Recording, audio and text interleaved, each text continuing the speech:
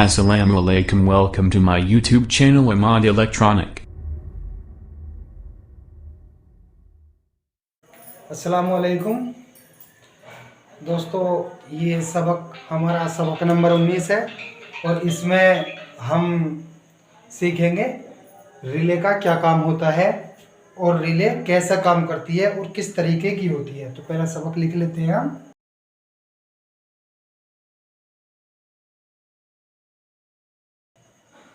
Part number 19 और इसमें जैसे मैंने बताया था क्या बात करेंगे, रिले कितने तरीके की होती है और क्या काम करती है, किस तरीके से काम करती है। ठीक है, तो मैं लिख लेता हूँ एक बार।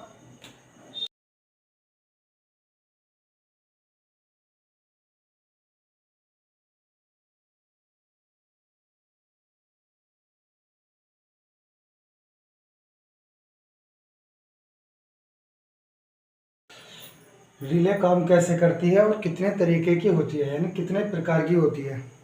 तो पहले मैं रिले बना लेता हूँ, सिंगल पोल भी और डबल पोल भी। उसके बारे में उसका काम बताऊंगा किस तरीके से करती है। ठीक है,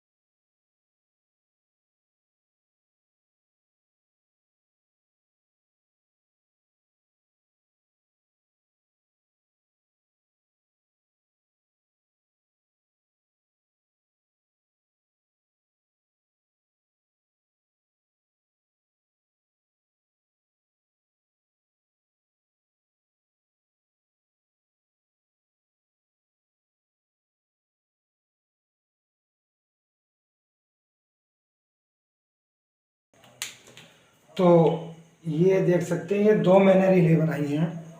एक सिंगल पोल रिले है, एक सिंगल पोल रिले है और दूसरी डबल पोल रिले है। अब इनका दोनों का अलग अलग काम होता है, यानी काम तो ये एक ही करती है। रिले का काम होता है सिर्फ लाइन चेंज करने का।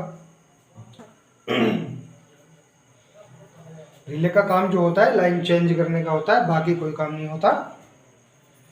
इसमें क्या है, इसमें तो एक तार की लाइन चेंज करेगी जो सिंगल पोल की रिले है, और जो डबल पोल की रिले है ये दोनों तारों की, यानी न्यूट्रल फेस अगर हमने लगा दिया या दोनों फेस लगा दिए तो दो तारों की लाइन चेंज करेगी।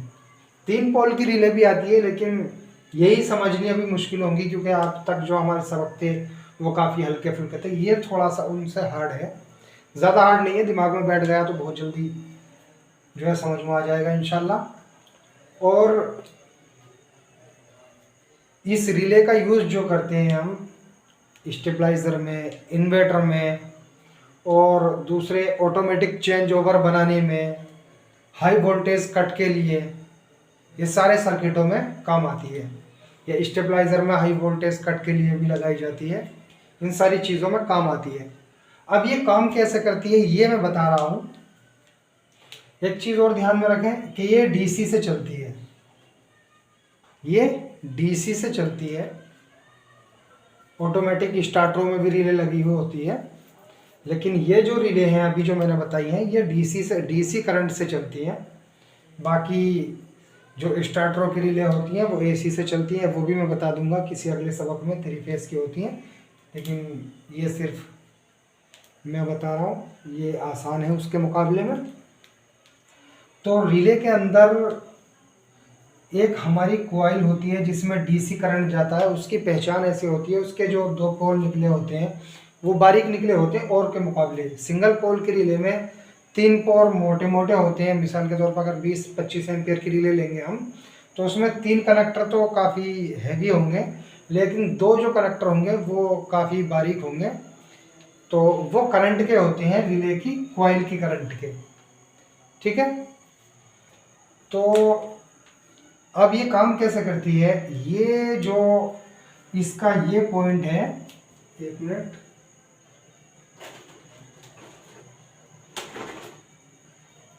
रिले का ये वाला जो पॉइंट है, सिंगल पोल की रिले में हम इनपुट आउटपुट का जो मामला होता है, इनपुट मतलब आने वाला करंट, आउटपुट मतलब जाने वाला करंट।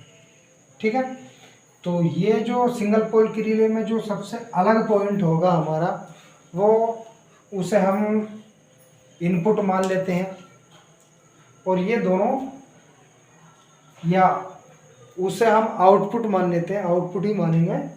और ये जो दोनों पॉइंट लगे होंगे, जो आमने सामने लगे होंगे, उन्हें हम इनपुट मान लेते हैं। यानी काम तो उसे हम अपनी मर्जी से लेंगे, सिर्फ मैं इसका बता रहा हूँ कैसे काम करती है, उसके बाद में खुद ही समझ जाएंगे हमें इनपुट बनाना है या आउटपुट। ये जैसे ही रिक्वायरमेंट होता है वैसे ही हम बना लेते हैं अपने काम के मुताबिक। ठीक है, तो ये काम ऐसे करती है, ये जो इसका मेन पॉइंट है जो आउटपुट निकालता है, तो ये होता। अब ये जो दो पॉइंट हैं ये तो खाली ऐसे ही होते हैं, बीच में एक पोल होता है रिले के अंदर, और स्प्रिंग में खींचा हुआ होता है रिले में।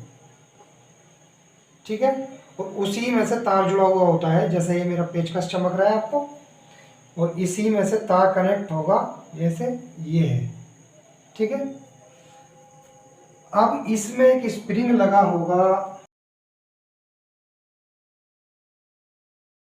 मान लेते हैं ये जो मैंने स्प्रिंग बनाया है ये इस तरीके से लगा हुआ है इसके अंदर। ठीक है, अब ये हमारा ये जो पॉइंट है इसे इस तरीके इधर खींचे रहेगा, यानी इस वाले पॉइंट पे टच करे रहेगा, ये इस तरीके से जैसे खींच रहा है। ठीक है, अब जब हम इसमें रिले में डीसी करंट देंगे तो ये कॉइल के अंदर करंट आएगा, और कॉइल यानी ट्रांसफार्मर, ये मैंने बताया था अभी पिछले वीडियो में कि जब इसके अंदर करंट पहुंचता तो मैग्नेट बनती है। और इस पोल के अंदर भी लोहा होता है, इस जगह लगा हुआ लोहे का एक पॉइंट होता है गोल। जब हम इसे करंट देते हैं रिले की कॉइल को, तो इधर रिले की कॉइल पे एक लोहे का पॉइंट होता है जो मैग्नेट बनाता है। अब क्या करता है, ये इस वाले पॉइंट को अपनी तरफ खींच लेता है, यूँ मैग्नेट बनेगी, जब करंट पहुंचेगा अंदर रिले के तो ये इधर खींच लेगा। अब क्या होगा, पहली बात तो जब रिले न्यूट्रल पोजीशन में थी तब इधर थी, तो इधर से ये आउटपुट वाला पॉइंट कनेक्ट था हमारा। अब जब ये पॉइंट इधर लगा हमारा तो क्या होगा, इधर से छूट गया और इधर कनेक्ट हो गया। जब हम रिले के तार हटा देंगे, यानी इसकी जो कॉइल के तार है वो हटा देंगे, तो फिर वापस से इधर ही न्यूट्रल पोजीशन में आ जाएगा। ठीक है, ये तो है सिंगल पोल की रिले, और इसमें ट्रांसफार्मर और सर्किट से इसे करंट दिया जाता है, वो भी मैं बता दूंगा, अभी फिलहाल मैं यही बता रहा हूँ। और ये डबल पोल की जो रिले है ये चेंज ओवर बनाने के काम में आती है और इन्वर्टर के काम में भी आती है। इसका भी यही सीन है, इसका ज़्यादा सीन नहीं, इसका भी यही सीन है। इसका जो मैंने एक पेज का लगा करके बताया था। अब डबल पोल में क्या होता है, ये सारी चीज़ें डबल हो जाती है, यानी जो ये जो पोल पॉइंट कनेक्टर 3 है, अब यहाँ 6 हो जाते हैं। और ये जो एक पॉइंट है ये जो अंदर वर्क करने वाला होता है, यूँ ये करने वाला होता है, तब ये एक की जगह 2 हो जाएंगे। जैसे ये मैंने बनाया, तो ये आउटपुट मान लीजिए दोनों का अलग अलग से निकालेंगे, और ये दोनों यूं काम करेंगे, इन दोनों पॉइंटों पे यूं लगे रहेंगे, और इनका स्प्रिंग जो है वो इधर खींच रहा होगा इन्हें। अब जब हम रिले की कॉइल को करंट देंगे तब ये इधर चपकेंगे और इन पर टच हो जाएंगे। यहाँ से तो ये ऑलरेडी कनेक्ट ही रहते हैं, जो पॉइंट होता है उसके नीचे से निकली हुई होती है वायर, जो इनमें कनेक्ट होती है आउटपुट वाले पॉइंटों। अब क्या होता है, मान लेते हैं ये दोनों पॉइंट लगे हुए हैं, अब जो स्प्रिंग खींचे होगा तो ये दोनों इधर होंगे। जब हम करंट लगाएंगे रिले की कॉइल को, तब ये मैग्नेट बनकर इधर आ जाएंगे। ठीक है, और इन कनेक्टरों से कनेक्ट हो जाएंगे। बस यही सीन होता है, बाकी रिले का कोई काम नहीं होता। तो समझ रहे होंगे आप भी। तो ये था हमारा सबक नंबर 19। मिलते हैं इंशाल्लाह सबक नंबर 20 में ऐसी वीडियो लेकर। जब तक के लिए अल्लाह हाफिज़। किसी भाई के कुछ समझ में ना आया हो तो कमेंट करके पूछ सकते हैं, मैं इंस्टाग्राम पे वीडियो कॉल पर भी लेकर बता सकता हूँ।